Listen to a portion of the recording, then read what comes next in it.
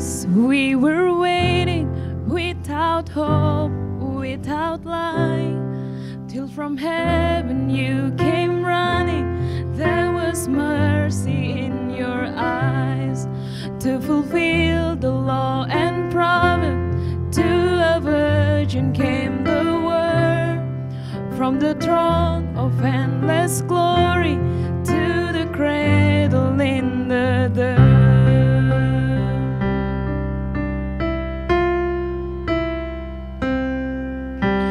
Praise the Father, praise the Son, praise the Spirit, three in one.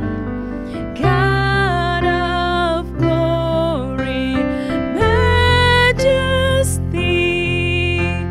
praise forever to the King of Kings.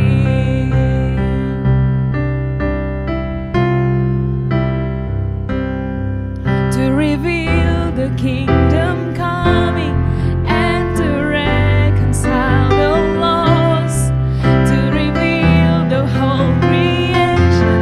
You do not despise the cross, for even in your suffering you saw to the other side, knowing this was our salvation. Jesus, for our sake you died.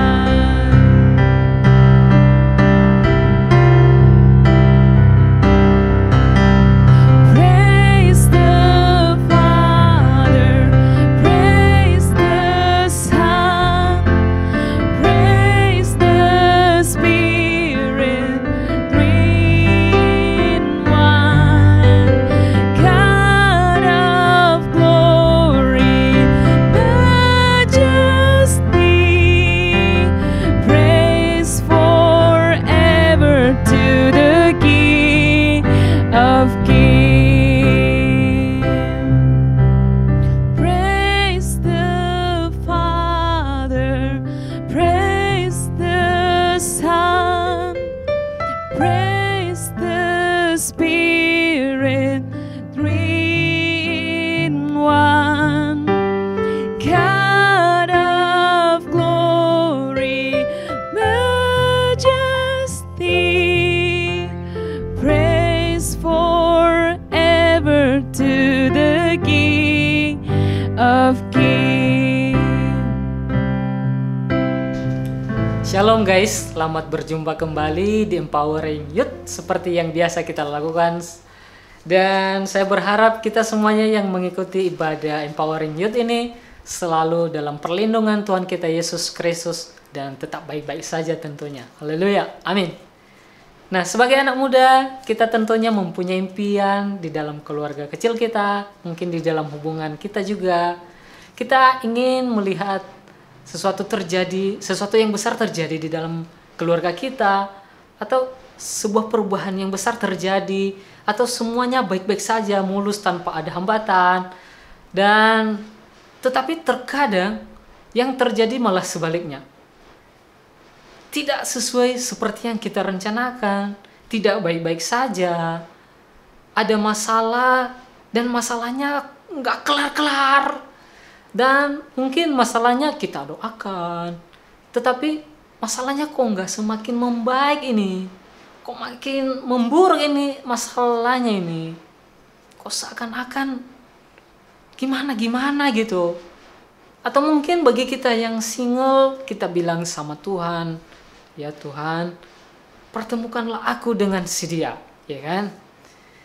Tapi yang terjadi adalah nggak bertemu-temu juga. Mungkin bertemu tapi asal lewat aja gitu, nggak ada yang serius. Kita mungkin bilang sama Tuhan, Tuhan, tetangga yang situ itu baru minggu lalu sudah ke pelaminan, ya kan? Atau mungkin, oh Tuhan, tetangga yang sono tahun lalu anaknya udah 1, ya kan? Kita minta sama Tuhan mungkin, Tuhan, pertemukanlah aku dengan yang serius, ya kan? Tapi kok nggak ada yang serius? Mungkin mulai kita bilang sama Tuhan, Tuhan, kok rasa-rasanya Tuhan nggak peduli ini, ya kan? Nah, inilah yang sering terjadi di dalam kehidupan kita sebagai anak muda, terbuai oleh perasaan kita, dan terbuai oleh perasaan kita, perasaan negatif kita, dan akhirnya kita condong ke perasaan itu dan mulai menghidupi perasaan negatif kita itu.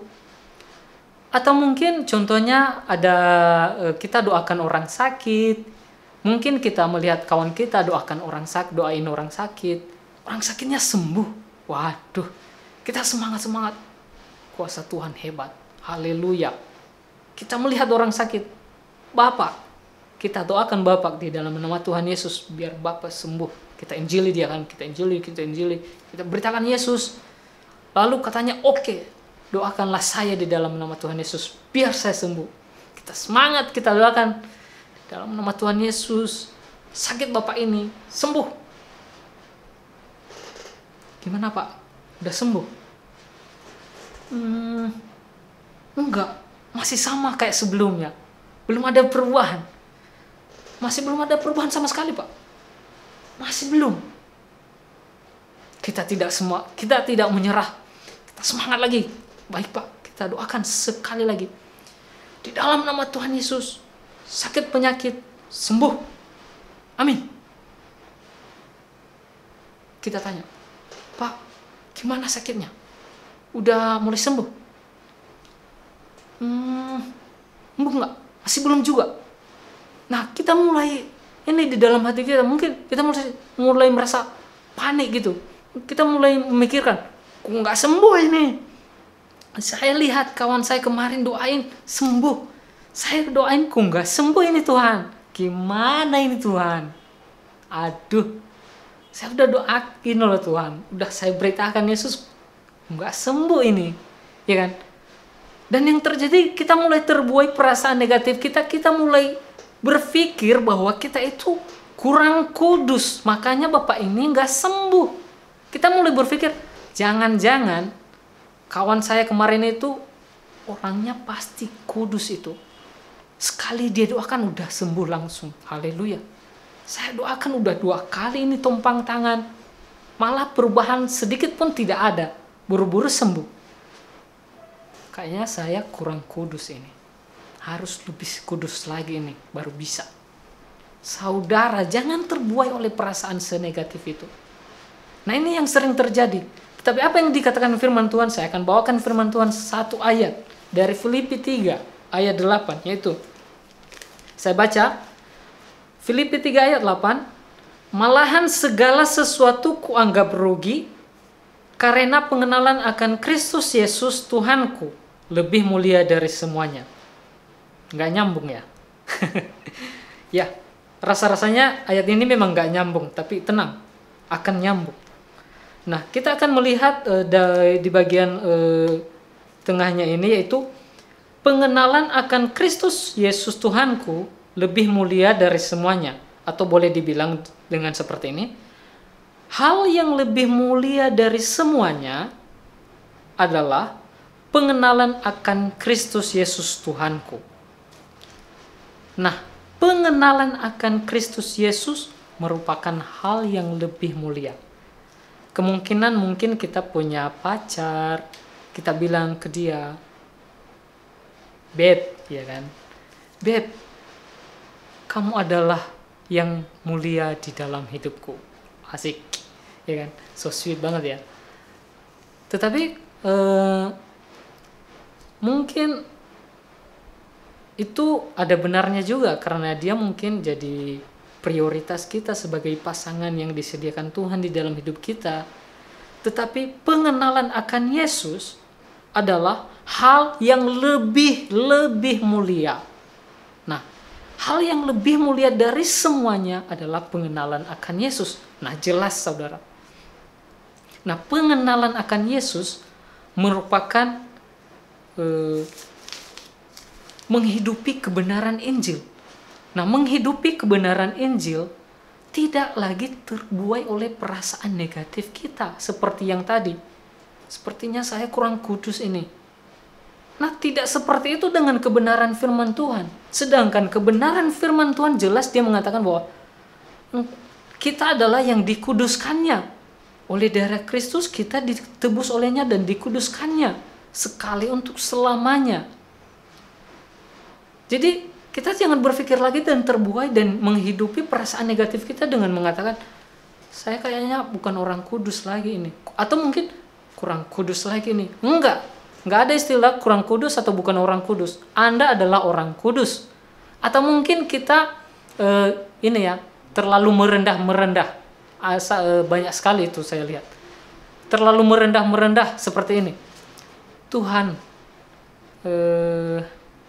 saya ini tidak layak di hadapan-Mu Tuhan. Saya ini orang berdosa. Tidak saudara, nggak usah pakai basa-basi. Anda sudah dilayakkan oleh darah Kristus. Nggak usah bilang, saya tidak layak Tuhan. Itu perasaan saudara aja. Perasaan kita aja itu. Itu nggak benar itu. Kita jangan terbuai oleh perasaan seperti itu. Yang benarnya adalah kita sudah dilayakkan oleh darah Kristus. Dan itu yang harus kita percayai. Bukan lagi perasaan itu. Kurang layak ini. Siapa yalah saya ini Tuhan. Saya ini orang berdosa. Saya ini debu yang hina. Ya kan, kata-katanya merendah banget. Gak usah lagi pakai yang merendah begitu. Hidupilah kebenaran firman Tuhan. Kita adalah orang yang sudah layak, sudah dilayakkan oleh darah Kristus Yesus. Jadi kita menghidupi kebenaran Injil. Nah, inilah pengenalan akan Kristus Yesus, lebih mulia dari semuanya. Kita ingin melihat keadaan di sekitar kita berubah. Kita ingin melihat semuanya baik-baik saja. Kita ingin menyaksikan perubahan-perubahan terjadi. Masalah telah selesaikan. Kita ingin melihat semuanya masalah kita bukannya memburuk, tetapi membaik. Itu yang kita harapkan. Marilah kita berubah dan mempercayai kebenaran firman-Nya. Dan bukan terbuai pada perasaan negatif kita. Tuhan Yesus juga mempunyai perasaan-perasaan itu. Dia juga marah, dia juga depresi, dia juga takut. Tetapi dia menundukkan semua perasaan negatif itu di hadapan Tuhan. Nah, sedangkan kita, yang terjadi kita tidak menundukkannya, tetapi terbuai. Hentikan. Kita harus melakukan pengenalan akan Kristus Yesus. Kita harus menghidupi kebenaran Injil dengan pengenalan akan Dia. Kita harus melihat lagi di dalam firman siapa kita. Kita adalah orang kudus. Kita adalah orang benar. Kita adalah imamat yang rajani. Banyak lagi. Kita ingin melihat semuanya itu terjadi. Kita ingin melihat perubahan-perubahan terjadi di sekitar kita, di dalam keluarga kita, di dalam hubungan kita. Mari kita berubah. Kitalah yang harus berubah. Kita jangan mengharapkan di sekitar kita berubah. Kitalah yang berubah. Nah, itu yang harus kita lihat di dalam firman Tuhan. Mari kita semangat. Tuhan ada di dalam kita, menguatkan kita. Kita bisa semangat. Roh Kudus akan menolong kita untuk bisa melewati masa-masa sulit kita. Apalagi masa pandemi ini. Mungkin serba sulit. Tapi ingatlah bahwa Tuhan Yesus tidak pernah meninggalkan kita. Sampai kapanpun. Dia selalu ada bersama kita. Jadi, mari kita lah meletakkan lagi Tuhan Yesus sebagai nomor 1 di dalam kehidupan kita. Kita ingin melihat semuanya berubah. Letakkanlah Tuhan Yesus sebagai nomor 1 di dalam kehidupan kita. Dan marilah kita berubah oleh pembaharuan budi kita. Dan tidak lagi terbuai oleh perasaan negatif kita. Nah, itu saja firman Tuhan kita untuk anak-anak youth. Dan sampai jumpa kembali di Empowering Youth selanjutnya. Haleluya. Amin.